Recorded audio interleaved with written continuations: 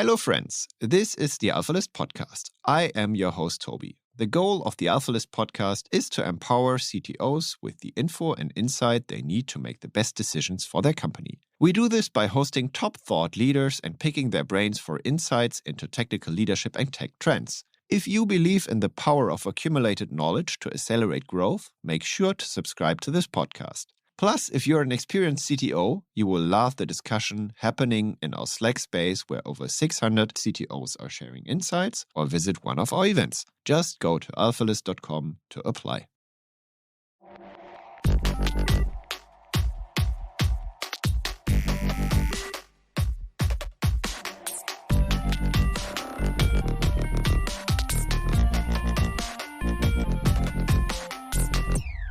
Welcome to the AlphaList podcast. I am your host, Toby, and today with me is a guy I would like to introduce as a genius. It's Stephen Wolfram, the founder of Wolfram Alpha, founder of the Wolfram language, physicist, mathematician, and I think you also studied IT, right? So you did a lot. Stephen, maybe you can take the time and introduce yourself a little more. Everyone. Well, obviously, yeah.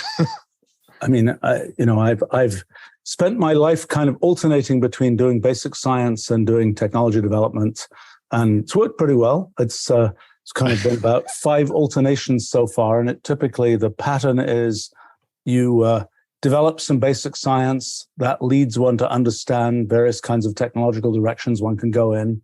Then build the technology that provides tools, those tools let one do more basic science, and the cycle goes again.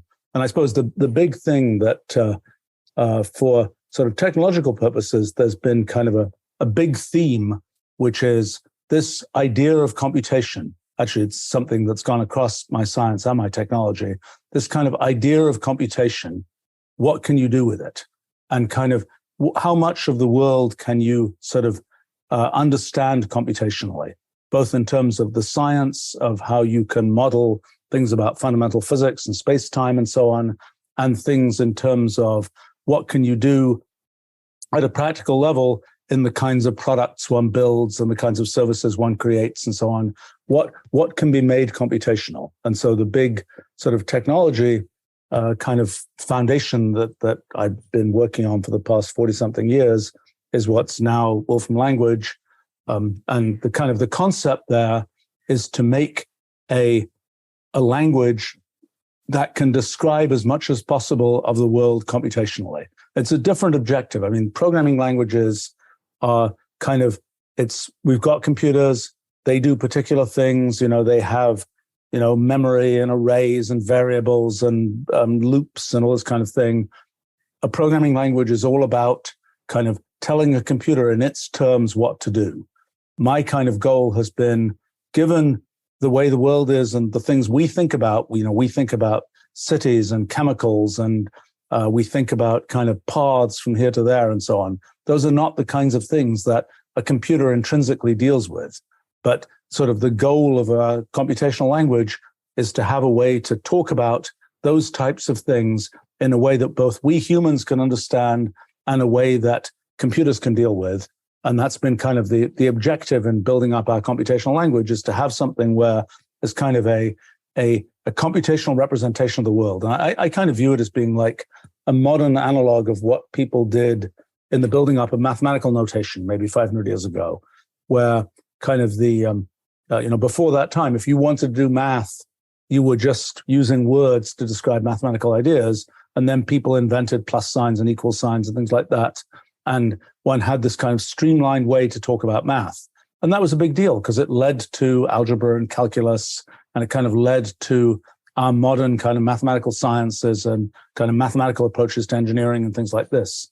And kind of my perhaps not so modest goal has been to do the same kind of thing for the much richer area of computation, and to have kind of a notation for thinking about things computationally that's both kind of relevant, that's both kind of understandable by us humans, and something that computers can deal with. And that's, the practical version of that is, okay, so we have this language, Wolfram language, which, lots of people use, and it's been used both. It's very widely used in R&D and education. It's also been used in lots of enterprise systems that typically one never knows about because deep inside some enterprise system, I'm always amused. When I'm interacting with some consumer system, and I know that deep inside that system there's a bunch of our technology, but it doesn't. You don't ever see that when you're actually just doing some retail transaction or something like this. But in any case, it's the thing that's been really interesting very recently is this language that we built as a kind of this bridge between sort of what's computationally possible and what us humans write about. We have a language which sort of expresses things about the world computationally and which is intended for humans to think in, just like mathematical notation is kind of something that humans think in terms of. So our computational language is something where, it's a part of expressing yourself is to write the computational language. It's not what you would expect from like a programming language. People don't write programming language to express themselves. People might write pseudocode or something, but the programming language is just for the computer. It's humans write, computers read. With Wolfram language, one of the goals is to have humans be able to read it. It's kind of a notation for representing things computationally.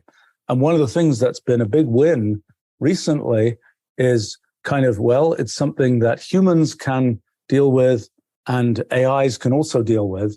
And so one of the things we did, something with OpenAI, building this sort of Wolfram plugin for ChatGPT, where what happens there is ChatGPT knows enough about our language that if you say something in English or whatever, it can synthesize a piece of Wolfram language. Now, the workflow, which I think is going to be the emerging sort of workflow for quotes programmers of the future, although the types of people who will be those programmers, I think, are going to change a bit, but you say roughly what you want. Actually, the full workflow is this. First thing is you have to imagine the thing you're trying to do, and you have to kind of formulate it computationally, which is a kind of an upstream thing. That's not what they teach you in computer science school, so to speak. That's how do you think about what you're trying to do computationally? So that's sort of step zero. Then step one is, okay, once you can describe that, you might describe it in English or in whatever natural language, you type it to an LLM, and then the LLM will synthesize a piece of computational language code. That piece of code is, if it's a fairly small fragment, it has a decent chance of being correct, not perfect. And probably the LLM, even in its best case, isn't going to understand perfectly what you were talking about. You will have some, this is roughly what I mean. And the LLM will say, here's the precise piece of computational language code that I was able to generate.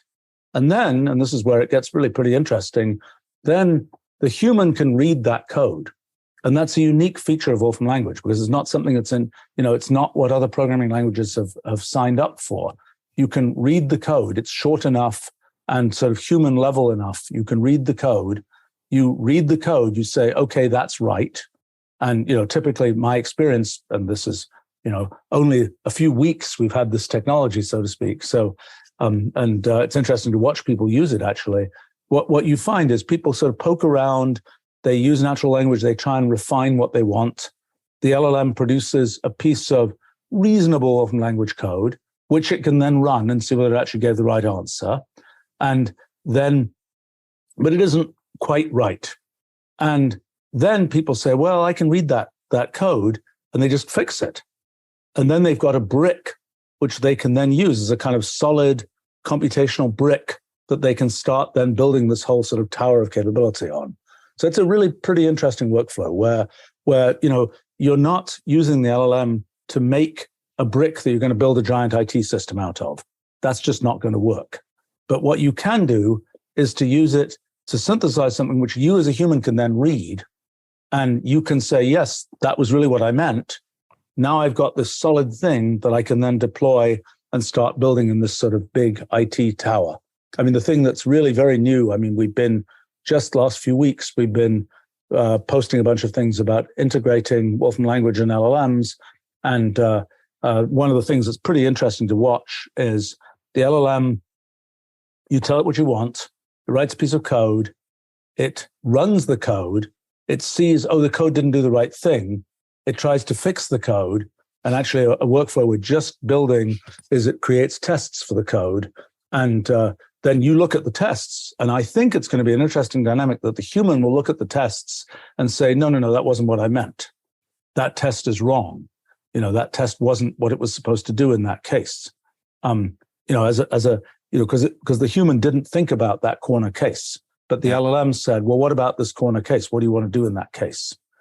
So I think this is kind of, this looks to me to be a large part of the future, actually, of how people will actually build systems. I mean, people seem shocked right now that, LLMs show that lots of programming can be automated. To me, that is hardly a shock, because that's what I've been doing for the last 40 years, is automating, layers and layers of programming. I mean, this is, my strategy with our company has been, don't hire droves of people to write low-level code, just automate things and be able to write much higher level code. And that's been, it's been a big win for us, and it's been a big win for, lots and lots of people who use our technology. I think that it's always a little disappointing that I see, companies, and it's like, do you know that thing that you just wrote 2,000 lines of Python code, that could have been 3 lines of Wolfram language code, and you would have had it done in a couple of hours rather than a couple of months. And it's like, oh, really? But it's kind of a, I think it's for us, it's kind of interesting to see the LLMs come in, because it's kind of an alien invasion in this area. And I think the thing that is perhaps the most, perhaps a very interesting thing in sort of the IT world is, who are the great prompt engineers going to be? And is that what you want? And I think the real high value thing is going to be who can conceptualize things computationally, which is it's more like the architect end of things, but it's even a step beyond that. So anyway, you asked what I do. That was a long, drawn out kind of very good answer. Yes, a very good answer. But I mean, okay, I should say a couple more things about. I mean, what I actually do. I run a company that is still, I've kept it fairly small. It's like 800 people, and I do one thing that's very weird as a CEO, which is that I do a lot of sort of think in public type work. And one thing we've done for the last 4 or 5 years is we live stream many of our internal software design review meetings, which has been a very interesting dynamic. It's a very, it's a great way to engage with both our users and experts in various fields. And actually, for our own people, it's a good way of like, well, what happened in that meeting? Well, we can just look it up on YouTube. That's a great idea. And as far as I remember, like, I was quite young still back then in 2009. But I think you also the launch of your search engine Wolfram Alpha was also like publicly streamed, right? That was, yes, it was quite an event, and I think it was on like some German nerdy TV show that I was watching back then, where I saw it. Okay, so the story of that was, yes, I mean, when we launched, we like to think of it as a knowledge engine rather than a search engine, because it's kind of it's computing things rather than searching what's already there. But it was an interesting sort of challenge, because we didn't know, we're going to put this thing out in the world. It's going to have people banging on it. We needed to put it out in the world because we'd gotten it to a point where we had hypotheses about how people would use it. But in the end, its goal was to understand the natural language that people actually type. And we didn't know what that was going to be until people actually started typing it. And so we kind of had to release it. But we didn't know how many QPS, of traffic we would get. I had a guess, and my guess turned out to be more or less right. But and so we were thinking, like, what are we going to do? And I had talked to a bunch of people who'd launched services which had actually fallen on their face in various ways through, basically being slammed with traffic and then just falling over. And I'm like, let's not do that. Or if that is going to happen, let's at least have it be a thing where people can kind of see behind the scenes of what's going on. And so I knew a chap called Justin Can, who had at that time a thing called Justin.tv, which became Twitch eventually. Mm-hmm. But at that time, it was a very weird little sort of record your life type operation. So we used that, and I thought it was going to be the world's most boring television, because it was kind of, here it was. We have this big, server system. We have, basically you just flip a switch and the thing's live. And, what is there to say? But it turned out, needless to say, it wasn't quite as, it was higher drama than I expected, not least because our main colo was in at that time in Illinois. And it turned out that we're there, we have this sort of mission control type setup. It was a good driver actually for getting a cool sort of mission control with lots of good dashboards. Yeah, with the countdown and everything, as far as I remember, right? Yes, right. But I mean, we built out those dashboards because we're like, what the heck? We're going to do something, a made-for-TV launch. Let's at least have nice-looking dashboards. Yeah. And those dashboards, we still use many of those dashboards today. They really were well built out, and that was they probably wouldn't have been as nicely built out if we hadn't been doing this in public, so to speak. But then it turned out that among the other dramas was that there was a tornado that was approaching that was sort of where we actually were, and it deviated in the last half hour or something. But we thought, we had a definite time when we were supposed to go live, and that was also the time when the tornado would have arrived, but it didn't arrive. So that part was okay. Although we had lots of other pieces of drama to do with networks and colos and all those kinds of things. But that was yes, that was one of our first adventures in kind of live streaming things. And it was, as I say, my basic thinking was, if something goofy was going to happen, let's at least have it be good entertainment, rather than people just saying, oh, the system went down and, we don't know what's going on. Interesting. And back then, I mean, there was no Grafana, there was no Kubernetes. It was operated on real hardware, and so. Well, right. Little abstraction layers, right? Yeah, right. I mean, we considered, running it in AWS or something like that. That wasn't realistic at the time. There was, databases were not well enough virtualized. So we built up our own infrastructure, which we still use today.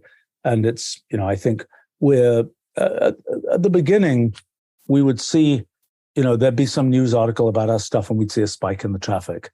After a little while, nothing like that really had an effect on the traffic. And we could just predict pretty accurately, there'll be a diurnal rhythm of traffic. And, it meant that there wasn't really any point in us having some sort of giant outside cloud. And it's a lot cheaper to run your own operation. I mean, it's been interesting actually.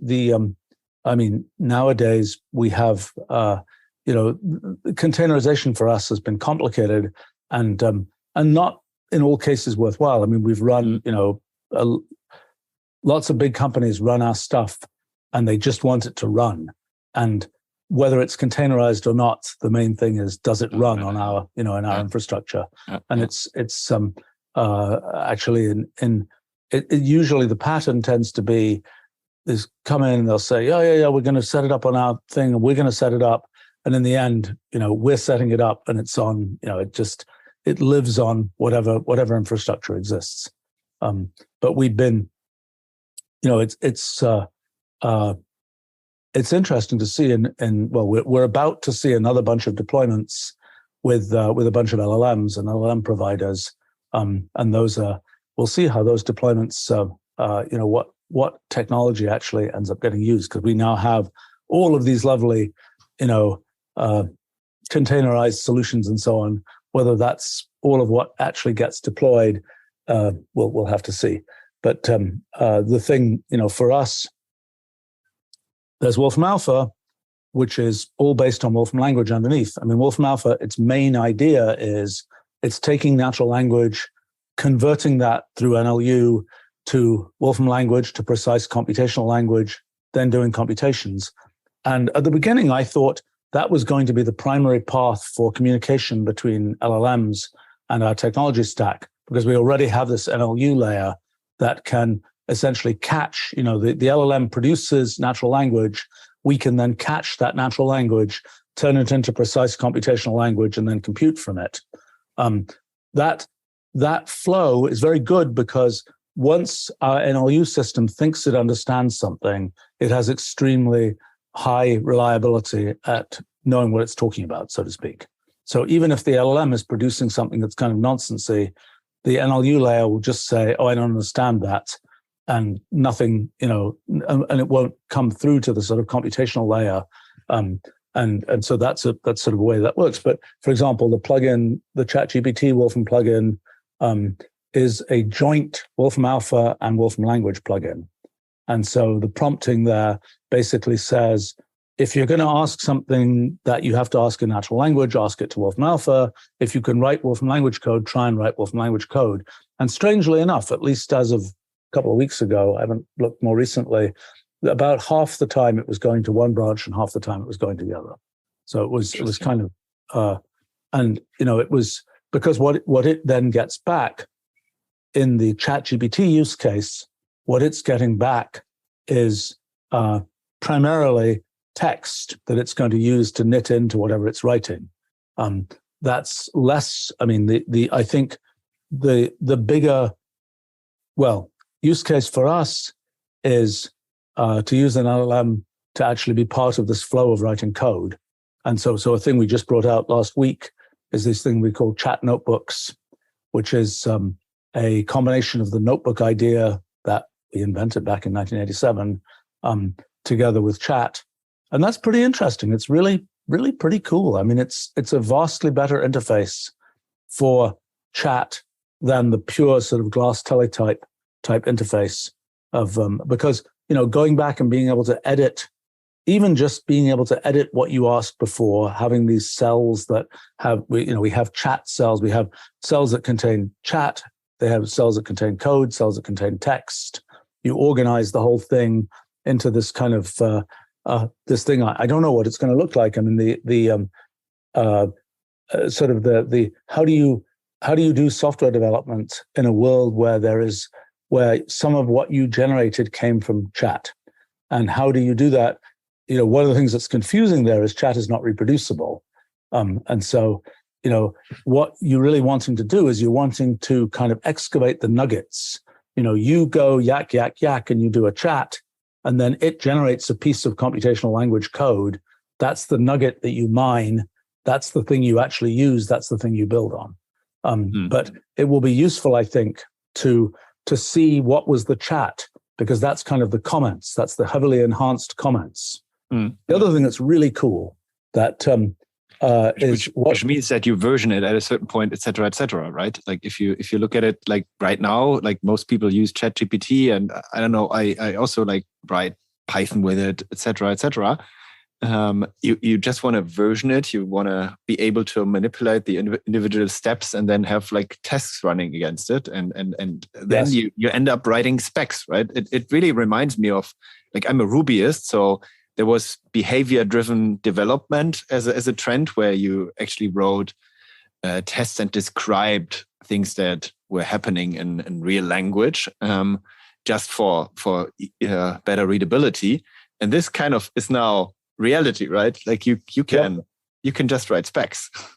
Right, but the point is that what you need, the specs on their own aren't precise enough. You'll never get, even if the LLM did its job perfectly, you won't have thought of certain cases when you just write out the spec. It's just the nature of it's the inevitable world of computation, the world of halting problems and all this kind of thing. Computation, the power of computation is the reason that there are always unexpected things that happen when you do computation, which is why you end up with bugs, which is why you end up with kind of I think that the way to think about it is, yes, you write the specs in natural language, but then you need a nugget that comes out that you can understand. It's not good enough. If you wrote the code, then there's a decent chance you understand what's in the code. If you didn't write the code, you have to actually be able to read it. Otherwise, you can't, expect. And the thing that, again, I didn't see this coming, but it's really cool with our language, because it's a language that was built to be read as well as to be written by humans. That's sort of a unique thing that makes it possible to take that.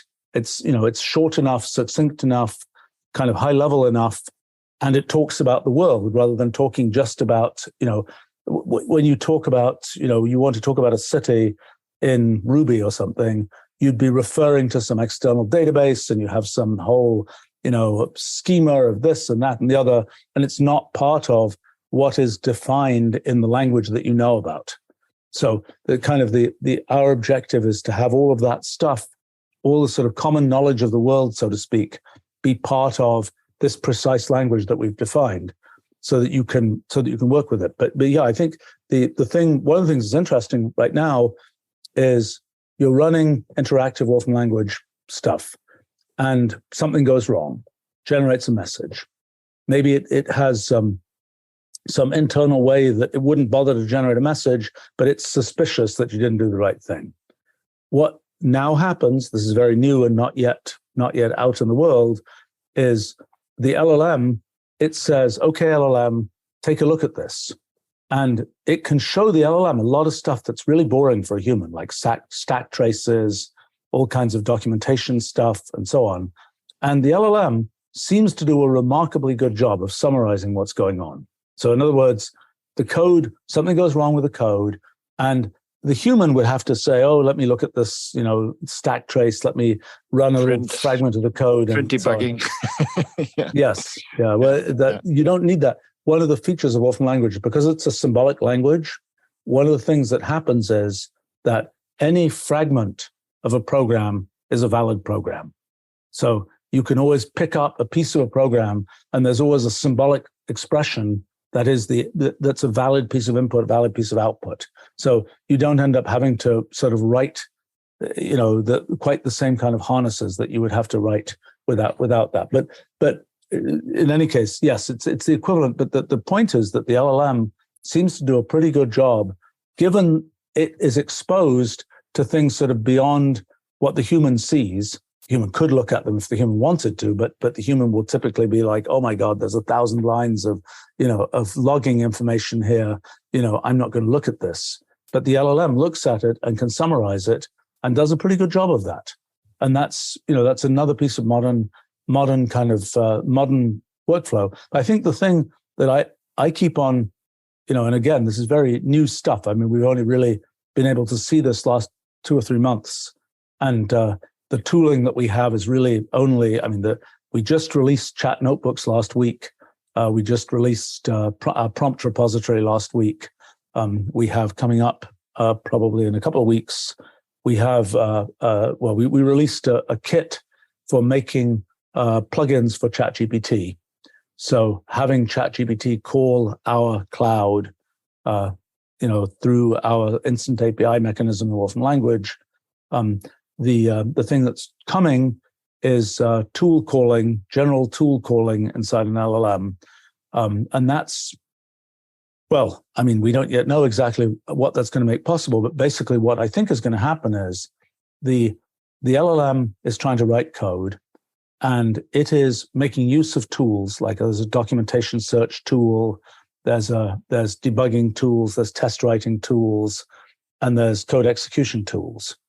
And so you're telling the LLM, do this. The LLM is going off and doing some of that. And then the LLM is going and, calling these tools and using those to enhance its experience, so to speak. Now, the one thing that is sort of interesting there is, I've thought quite a lot about kind of the AI constitution, AI governance, AI ethics, these kinds of things.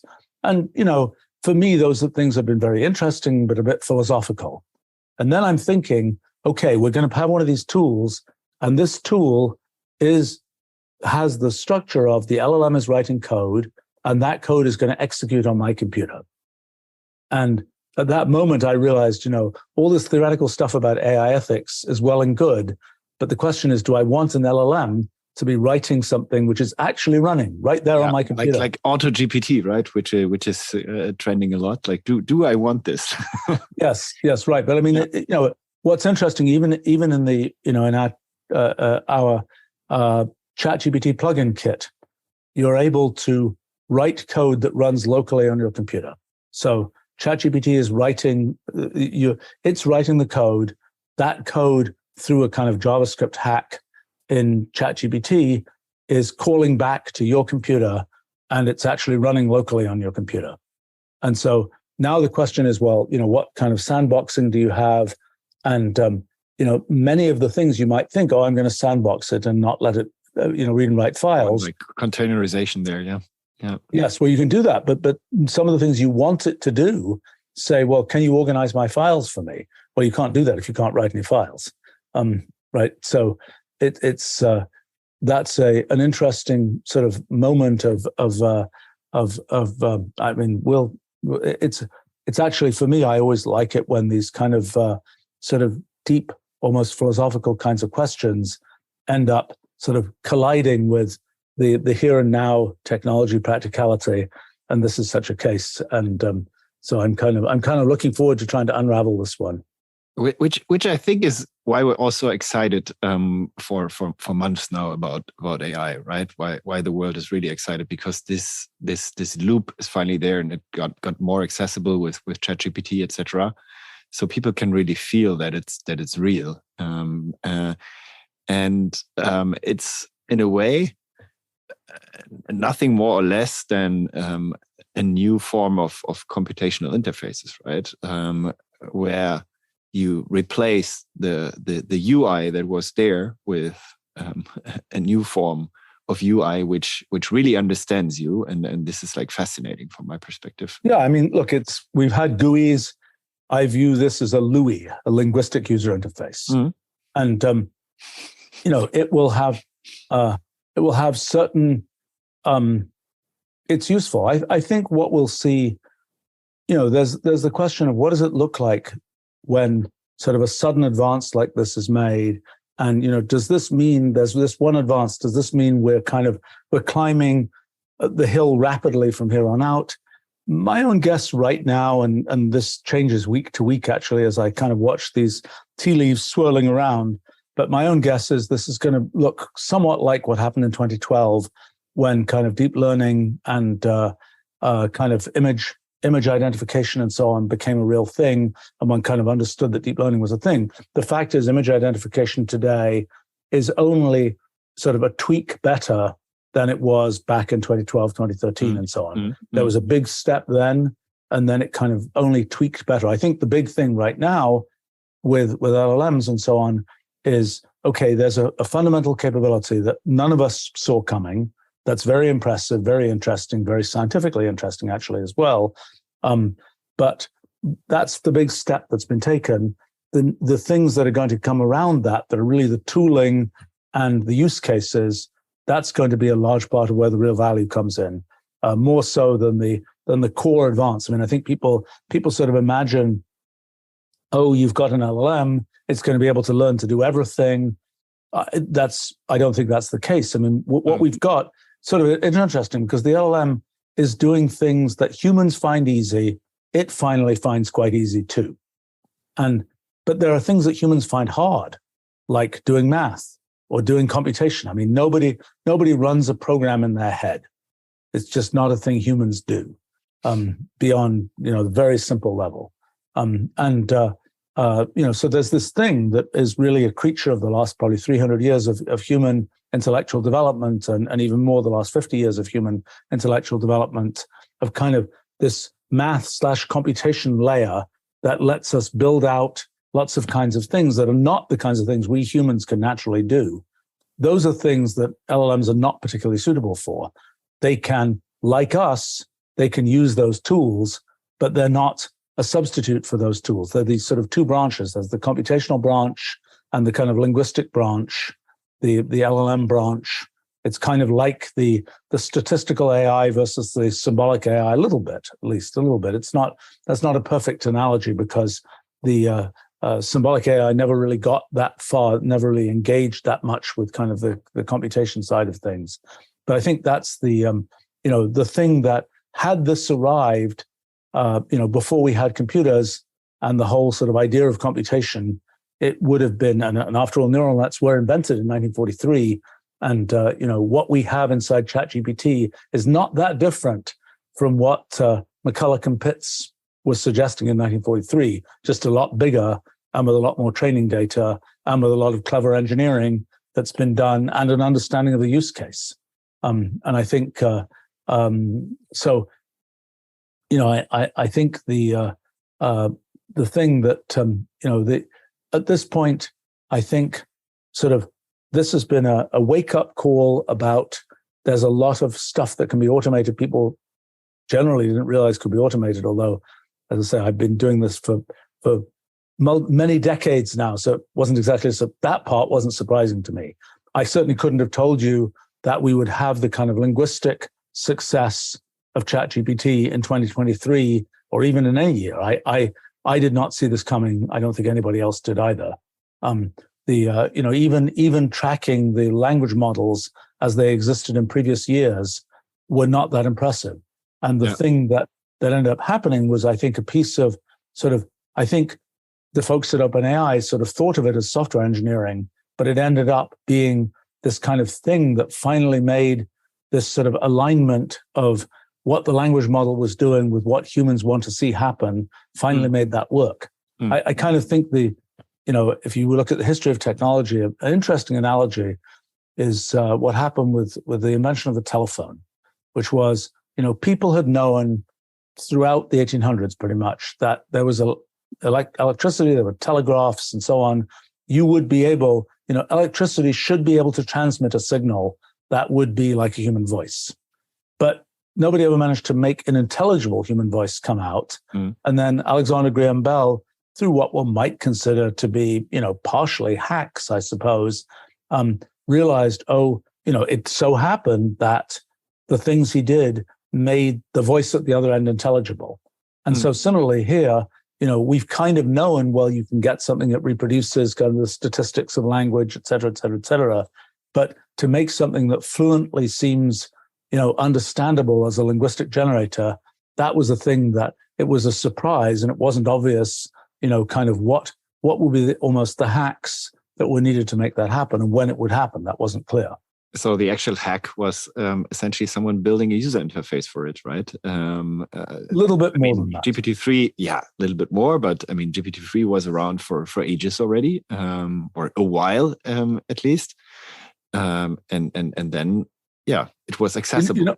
I think that there's also, reinforcement learning, human feedback stuff and so on. But I think there's another more conceptual thing, which is I think that there are these cases that come up in the history of the technology industry where it's kind of technology meets judgment. So this happened in early search engines. It's like, there is the theory of text retrieval.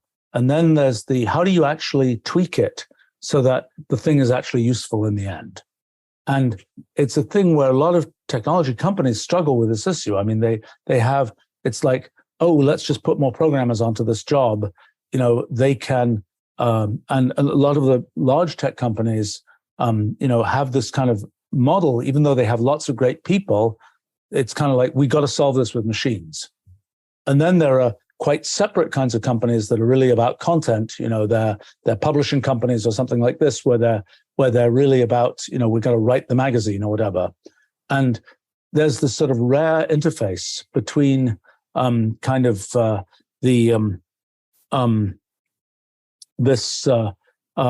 of serious technology development with judgment. And it's actually something in the history of our company. It's something that has been, we kind of backed into sort of really doing a lot of this, but it's an interesting management problem, because you kind of have to, it's kind of like, well, there's this technology, we can develop it, we can, put it in great containers, we can, have a great, development practices and so on. But that's marching in the technology direction. And then it's like, but this essay, how do we make it into a 5-part essay? How do we make it, what do we actually do when the thing wants to apologize for the fact that it made a mistake? Somebody's got to write that text, basically. And you could say, we'll just get an algorithm to do it. No, you won't. In the end, somebody has got to exercise human judgment to kind of point the thing in the direction that it should go.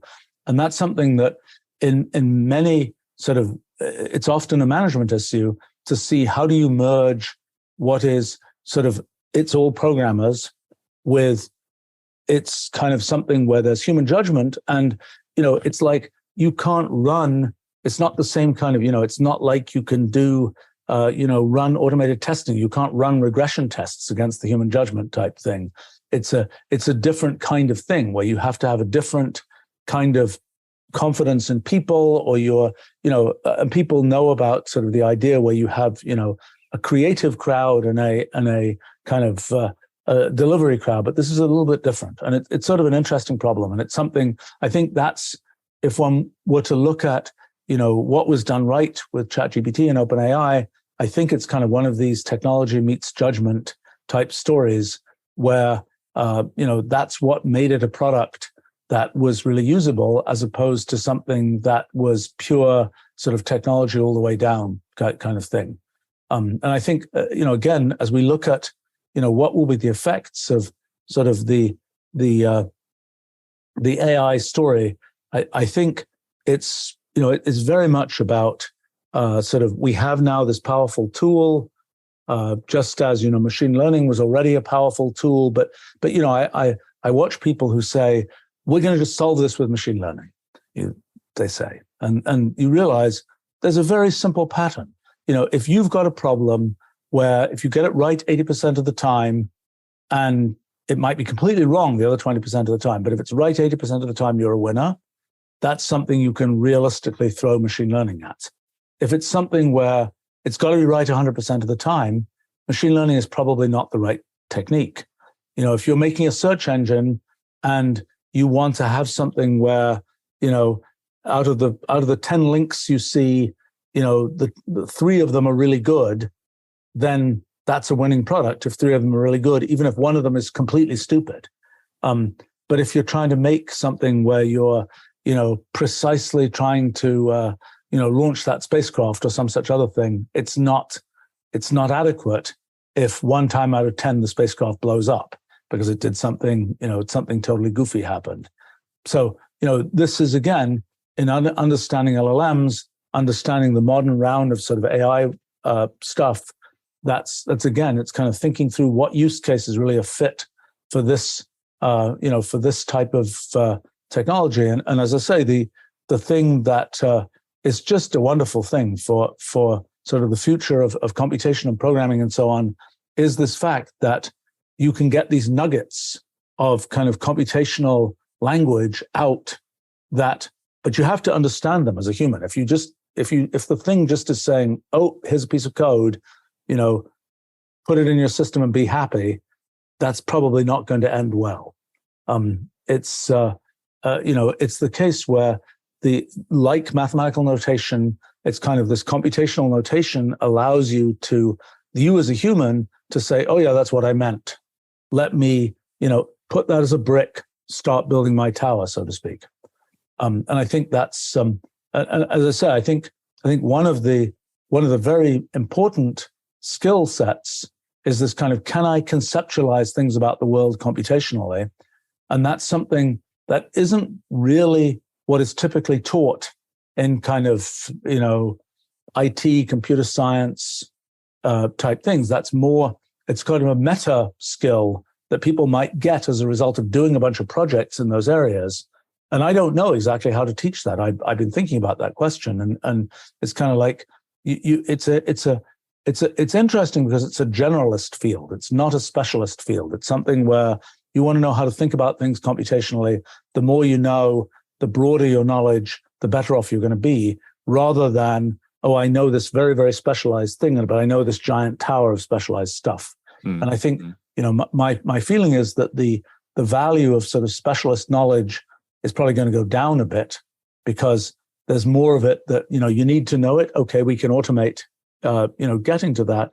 And more so that, even if all you want to do is learn it yourself, probably, we don't know for sure yet, probably the kind of AI-based tutoring methodology will finally work. Something people have been claiming, I remember when I was a kid, 1960s, there were these books about the future, which had this concept of, a teaching machine, which was going to be a computer-like thing that would just teach humans stuff. that didn't pan out. But I think it finally has a decent chance of panning out, because I think it's kind of like the LLM can learn enough about each of us to know, oh, the thing you need to say to this person at this moment to get them to understand this next step is this. You don't need to tell them, they don't need to go to an hour-long lecture. They really only need to know this one point. And that's, and let me as the LLM or whatever, or the AI, tell this human that one point. But you still have to know that your teacher teaches you reality, right? Or when your teacher teaches you reality and when it's maybe not true, right? Which we all know from LLMs. I mean, it can produce great results, but sometimes it's also just wrong. Right, but this is this point about, it's the same story as with machine learning, where it's like 80% good, 20% garbage. Or maybe those numbers move around a bit, but that's and the whole point is that, for example, for the LLMs, yes, calling our technology stack in the middle of producing an essay, assuming it calls it in the right place, it's going to be able to substantially uptick that it's talking sense rather than nonsense. Will it always call it in the right place? We don't know yet. It's probably, I don't think that's an ultimately solvable problem. I don't think it will. It will be better. It won't be perfect. But the thing that gets you, the thing that's really valuable, is mine the nugget. There may be a lot of stuff in there that is like questionable and so on. But if you are extracting the thing that you can read, and with respect to learning, like, for example, a thing we've been experimenting with is, okay, you're going to teach a human to do some technical thing. And if the human, you can check whether the human did it right. That's kind of like it's like any old assessment or test or whatever else. The human does this thing, they write down this program, they solve this chemistry problem, they do whatever they're doing, right? And you can check with computation, you can check, did they do it right? Now, the problem of the AI is get the human to be able to do it right. And that's the thing where the AI is going to say, oh, well, you might do this, you might do that. But in the end, there's a hard objective, which is get the human to do it right. And, if the AI, I don't know, this is a dynamic we haven't yet seen. And this is kind of a piece of almost science that you have to do to try and understand, what is the LLM actually going to do? And is it going to successfully is it going to entertain the human by telling them a fictional story? That might be okay. Is it going to tell the human something that's just complete nonsense and the human is going to go away thinking that? The good point, and this is again about use cases, the point about essentially teaching to the test is that in the end, the thing you're trying to do is, can the human solve these problems, these well-defined problems? And that's something which is a very hard kind of thing that comes out, and you can know whether that's working or not working. And it's not LLMs all the way down, so to speak. So as my podcast is for CTOs, the next CTO is going to be like some sort of mixture between like a, let's say, a product person, a CEO, a CTO, and a prompt engineer, most likely, right? Well, I think that the important skill set, and it's already okay, if you have a company and it's got lots of people in it, it's sort of like a machine. It's kind of like you feed in certain prompts or whatever. You say, this is our objective, here's our mission. And then the machine, grinds away and tries to make that reality. In my own efforts as a, tech company CEO, I view what I'm doing as a mixture of sort of a machine that is partly full of people and partly I've done the thing of building automation. That's kind of what our story of our company has been, is, we build more and more and more layers of automation so that with, only 800 people, we can do software development that you might have thought would take 10,000 people to do. And it's, and that's the, that's because we built a bunch of automation. And yes, it's this question of sort of how do you best manage kind of the mixture of sort of the mission, the automation, the people. It's as I say, I think the skill that is, there's always strategy is always a key skill, and I think it's mechanism. It tends to be the case in most efforts that people have, whether they're doing technology or business or science or whatever, that in the end, at the high end of the work of whatever it is you're doing, it's the strategy that matters most, more so than the mechanism. I mean, the mechanism is typically more, it's the strategy is what leads to the outlying success usually, and the mechanism is necessary to make the trains run, so to speak. And without the mechanism, things just fail. But I think, I do think that the kind of the conceptualization of what you want to do is a key feature of, and more important, because there is less to do on the mechanism side. I think, depends on the size of company what a CTO typically does. I think the joke with our company tends to be we have, because we're an R&D oriented company, and the vast majority of our employees are R&D employees. We have pretty small commercial operations relative to R&D. And kind of the joke with us is we don't have a lot of the standard kinds of CXO, roles that are more commercially oriented, and we have a large number of CTOs effectively, all of very different character, doing different kinds of things. So it's sort of a broad designation, I would say. Yeah, it's hard to really solve or describe someone with a title, right? In reality, stepping back a little, a lot of people, I think, are quite scared and not so positive about what is happening with the world. But I recently had Richard Socher here on the podcast. I don't know if you know him, the guy who built you.com, also like a search engine, AI powered search engine, who built Einstein. Oh, you? Yes. Okay, I'm sorry, I didn't decode the pronunciation of the name. It's a German name. Yeah, it's a German name. He's okay. German. Sorry for that. And he was quite optimistic, and teach me that idea of really trying to step back a little and zooming out a little. I mean, there were so many great inventions in the last years, and if you would be able to travel back in time with all of your knowledge, you couldn't do much, right? You couldn't build the model yourself. You couldn't, you just can't do much. I wouldn't declare defeat in that area. I mean, I think that one of the things that's always very interesting is once you know something is possible, it's, two things tend to happen. One, that removes a lot of risk and uncertainty. And two, it's a lot less exciting to do it the second time. Mm. So, but, I think if one had known that ChatGPT was possible and one had known that 5 years ago, I think, the history would have played out a bit differently. Nobody knew it was possible. So it's, but I think,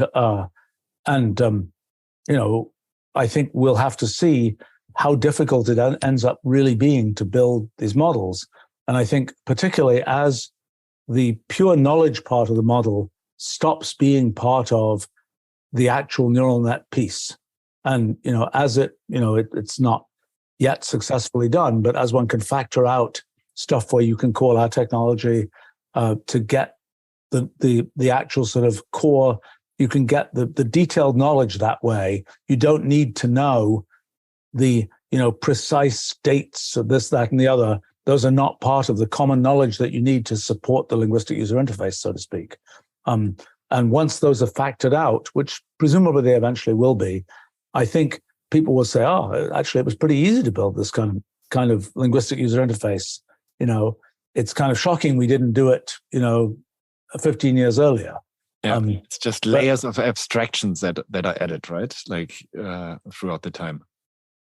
Yeah, I mean, well, abstraction tends to be a different story. I mean, that tends to be the story of how do you go beyond? I mean, one of the questions is, as we learn more in the world, how come we don't just need more and more education to get people to be productive, so to speak? And there are two reasons. One, there's been this move towards specialization, which I think is not going to survive. But the other is you can abstract things. I mean, it isn't, there was a time when you needed to know kind of, I don't know, some fact about, the world of animals or something. You needed to know each individual to make fire, right? Like you don't need to know it anymore. Like yes, but I mean, the point about abstraction tends to be, at first you have to know, there are rabbits, there are foxes, there are wolves, there are this, there are that, there are the other. And then there's the abstraction of, there are mammals, and every mammal has these characteristics. And so you don't have to learn those more detailed pieces. And that tends to be the kind of the path of abstraction, where abstraction reduces the kind of educational load. It's also the case, as you say, that there are pieces of kind of the infrastructure that you don't have to learn. And that's, just like when I was starting in computing, assembly language was the language you used if you want to do something serious. And, that gradually, we saw that eventually, the number of people, assembly language is a specialized thing. That will be what happens to the programming languages going forward. I mean, the programming languages will be, the C language of the world and so on, will be, fine things, but they're in the infrastructure. And the vast majority of people who interact with even sort of getting computers to do things with what we might currently call programming, those will be, the vast majority of those interactions will not be at the level of knowing how the computer works inside. Just like the vast majority of people who would write even C++ code or something, if you quiz them on what are the opcodes that that exist in this particular, CPU architecture, they wouldn't know. They don't know whether the thing has some combined vector, multiply add operation or not. Because that was something that was at the level that they're dealing with the system. They don't need to know that, and that's So yes, I think that's I mean, the story of my efforts has been sort of to try and build these layers of automation. Well, really two things. One is abstraction. The other is much more knowledge about the world, which is really not. It's a slightly different story. And it's a story that, it's sort of interesting because raw computers, back when I first used them, it was just the computer. There was no operating system, certainly nothing like networking. There was no interface. It was just a computer. And then people got to take for granted things like operating systems, networking, GUIs, and so on. I think, the LLM layer looks to be destined to be sort of another operating system-like layer. And, the thing that I've long been interested in is making sort of the knowledge of the world be another, and kind of the knowledge of how to compute things in the world be just another thing you can take for granted when you walk up to your computer. And I think we're slowly seeing that happen. And that's been kind of my, one of my long-term goals is to kind of provide that kind of layer of encapsulating what we've as a species achieved in terms of creating this kind of formalized knowledge of the world, so to speak. And this is, it's kind of the story of computation is a story of the formalization of things going on in the world. We had logic, which is at one level of formalization. We have mathematics, another kind of formalization. The general computational idea is an idea of formalizing things. Why is it worthwhile to formalize things? Well, it's worthwhile to formalize things because then you can build tall towers. You can, once it's formalized and solid, you can build on top of it. If it's purely, he said, she said type thing. Like a container, right? You plug it in and you build on top of it and you build on top of it. Yes. On top of it. I mean, so long as the container has the right interface. I mean, you need, if you don't really know what this container does, it's tough to build on top of it. If it has a well-defined API, basically, and this is the thing that does this, and I can rely on it, then you can build on it. So we essentially have a snapshot of the knowledge of the world that I don't know, stops at the year 2021. And that's not. I mean, what we have is something that gets updated every second. Yeah. Right? But that's saying with the open AI example, right? But that's not really the important thing about the LLM. Is not its knowledge of the world. The important thing about the LLM is its knowledge of language and its knowledge of common sense. The fact that it knows in detail and maybe gets completely wrong, what's the market cap of company X, right? It's not really what it is specializing in. One didn't know how much of that stuff was needed in order to have common sense. In other words, to know, Microsoft is a big company, as opposed to this corner grocery store, which is a small company. There's sort of a common sense thing which is necessary to, does this corner grocery store have a CIO and a CTO and a whatever else? Well, no, that's a piece of common sense. And you have to know that thing, that's a kind of common sense fact. But to know precisely what the market cap of company X is or how many employees it has, that's not part of the corpus of common sense. And so, teasing those two things apart is something we don't yet know how to do. But this kind of the formalized knowledge of the world, that's kind of the thing that is really our technology stack story. The common sense knowledge of the world, that's the LLM story. And the thing that's sort of a very interesting kind of combination of worlds is what we're seeing right now in terms of the combining of LLM technology with kind of this computational language technology, and being able to see what are the use cases now of what are the combined use cases. And by the way, it's the set of things, and what can you imagine doing in your company? That is, you've got a company, it's you're its CTO, let's say, and somebody says, what can we now imagine doing? Like, for example, one thing that we've built for a bunch of large companies around the world is the ability to use Wolfram Alpha to do natural language queries about the corporate data of that company, combined with public data. Okay, so you can actually walk up to it and ask, how many widgets did we sell in the Midwest between Christmas and New Year? And that's a thing that it'll be able to answer and get the right answer. It'll tell you, well, assuming this for the Midwest, assuming this and that and the other. And that's a thing where, as a CTO, the question is, can you imagine that that's possible? And, lots of people seeing Wolfram Alpha imagine that must be possible and came and asked us, can you build that for our companies? It's been possible, but it's been difficult. That's now become considerably easier, I think, to use an LLM to basically do. And it's the same story of building. You have to kind of conceptualize what you want. Then you use the LLM to do things like read your documentation, your internal company documentation, figure out, now, here's this piece of computational language which purports to be the way that you're connecting this database to this thing that's going to process queries and so on. Okay, look at that. Is it correct? Okay, it's correct. Great. We can use that as a brick. We can build on that.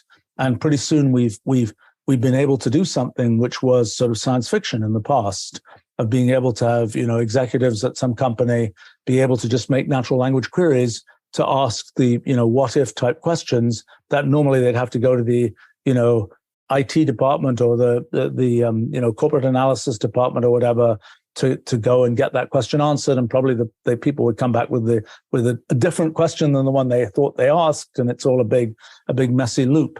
But so, I think that's the thing right now is what can you imagine now doing, and can you, and the thing that, we've been, how do you make your company computable, so to speak? How do you take what's there in your company and be able to make the things about it computational? So, for example, one of the things we decided about 5 years ago, that we were fed up with legacy ERP systems in our company. So we decided we're going to build our own ERP system, which is an interesting, thing, because it's kind of like we have the symbolic language. It has lots of knowledge about the world. Can we build an ERP system? answer has turned out to be yes.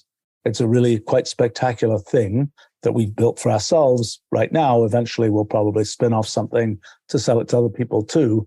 But it's very interesting because you have these kind of symbolic representations of products, and you can do things like you can run theorem-proving systems to kind of validate certain features of your kind of pricing models and so on.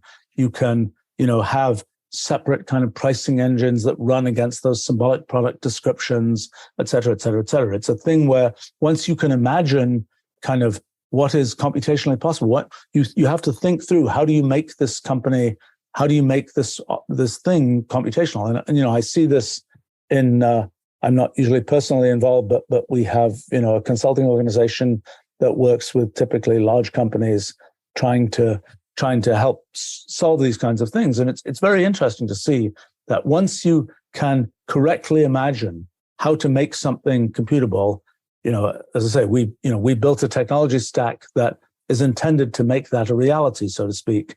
And the LLMs provide an additional, very important connector that, well, as a practical matter, just reduces the price a lot for being able to solve a bunch of those problems. And I think it's an interesting time because what we will see, a lot of things people didn't imagine could be made computational will become computational. And I think that the winning kind of CTOs and so on are, can you actually do, can you imagine it?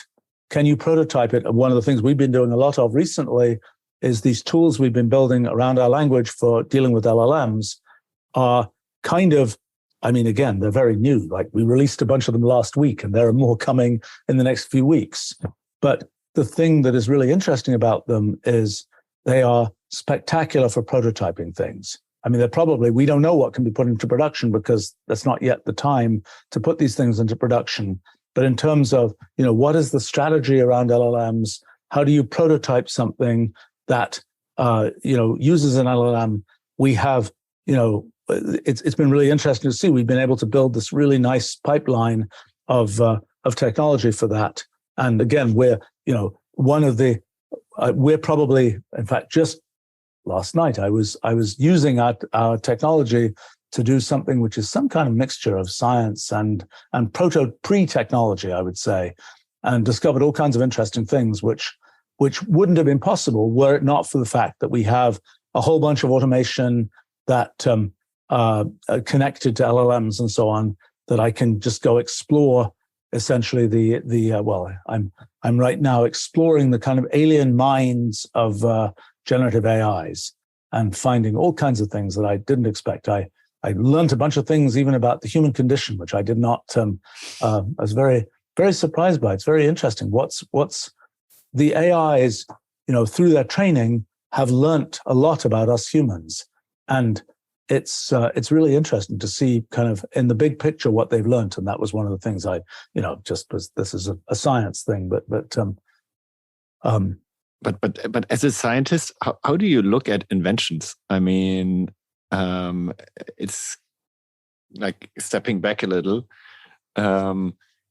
Is it something that will just continue and you add abstraction and abstraction and abstraction and how does that relate to the physical world?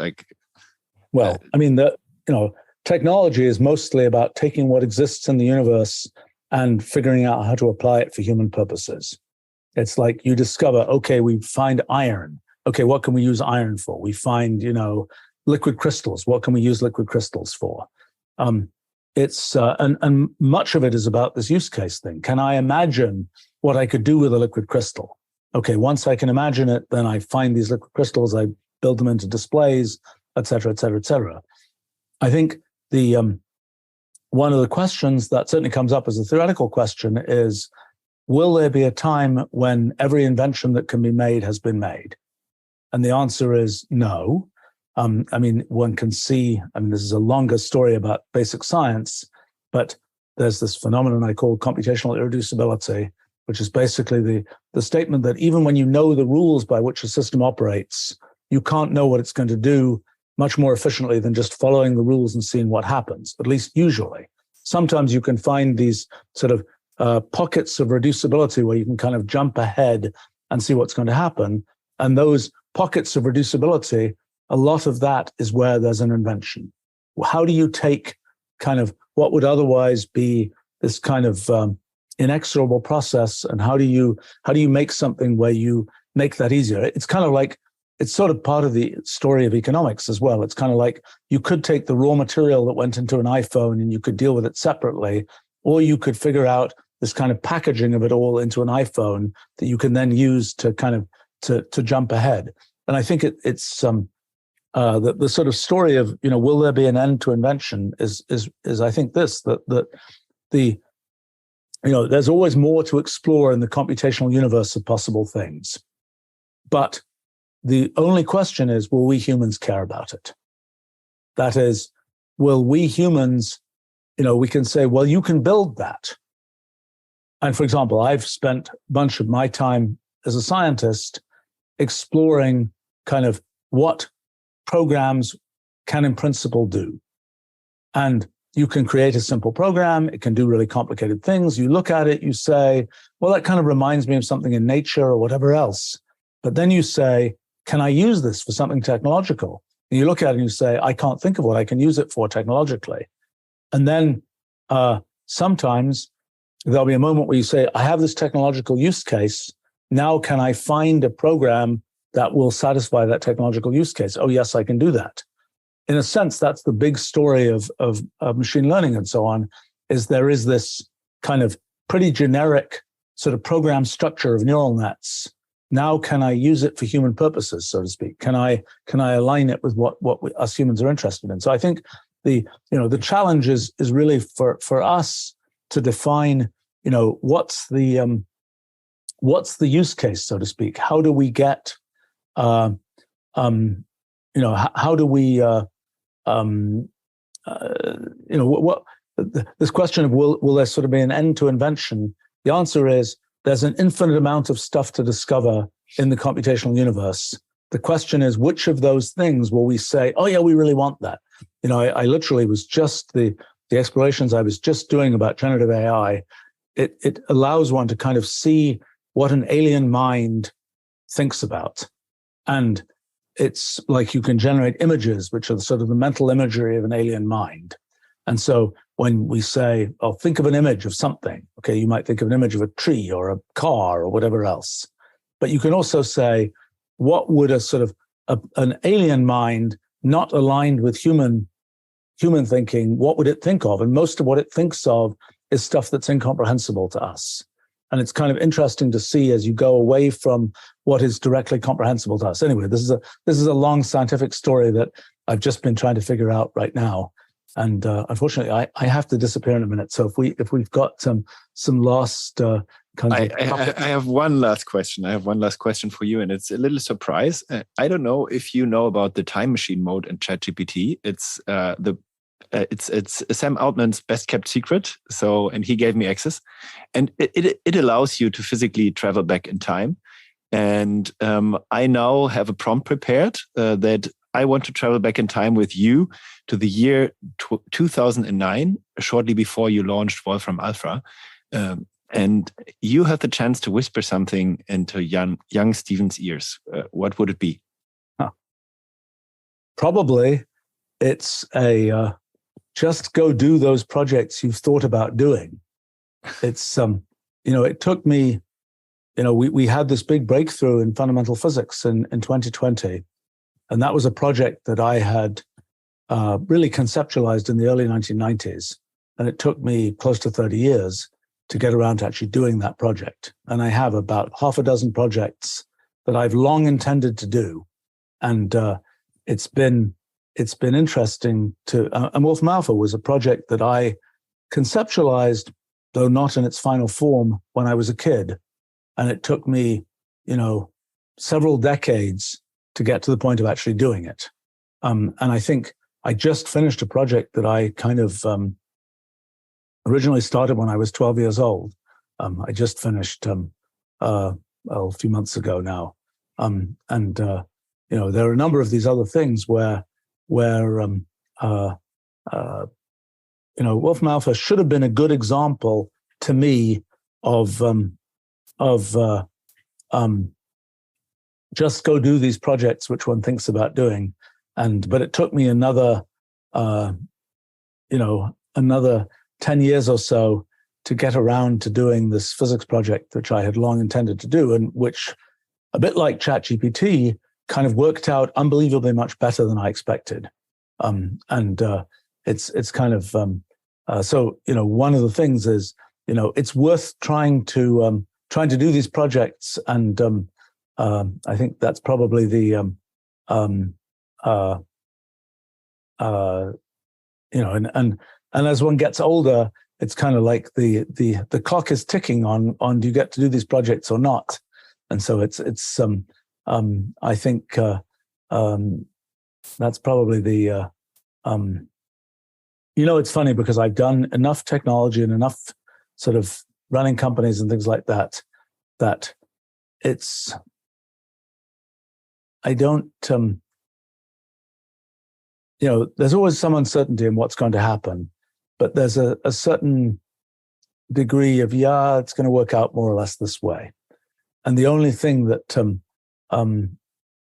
that ends up being the big determiner is, do you do the thing or do you not do the thing? And so I suppose that would be my my advice for myself is it's such a complicated thing, because a lot of these projects, like Wolfram Alpha, for example, it could probably have been done 5 to 10 years before it was. ChatGPT could probably have been done 5 to 10 years before it was. My physics project could probably have been done 15 years before it was, maybe 20. But there needs to be a certain ambient level of tooling in the world before these projects become possible. And there are projects, like I've been long interested in projects about molecular scale computing and so on, which I think finally in the next year or two, the ambient technology may have reached the point where I can really do something, but I would have otherwise, if I'd been trying to do it in the 1990s, I would have just been spinning wheels for a lot of the time. Well, I would say one of the key issues is also that the day only has 24 hours, right? And you get a lot of stuff done. You can't do all of it. So indeed, right? One has to pick, and I need to go off and do something completely different. But it's been very nice to chat. Yeah, it was very nice talking to you, Stephen. A pleasure, really. Thanks a lot, and hope to see you soon again. Sounds good. Yeah, thanks. Interesting discussion. Thank you very much. Thanks a lot. Okay, bye-bye. Thank you for listening to the AlphaList podcast. If you like this episode, share it with friends. I'm sure they love it too. Make sure to subscribe so you can hear deep insights into technical leadership and technology trends as they become available. Also, please tell us if there is a topic you would like to hear more about, or a technical leader whose brain you would like us to pick. AlphaList is all about helping CTOs getting access to the insights they need to make the best decisions for their company. Please send us suggestions to cto@alphalist.com. Send me a message on LinkedIn or Twitter. After all, the more knowledge we bring to CTOs, the more growth we see in tech. Or, as we say on AlphaList, accumulated knowledge to accelerate growth. See you in the next episode.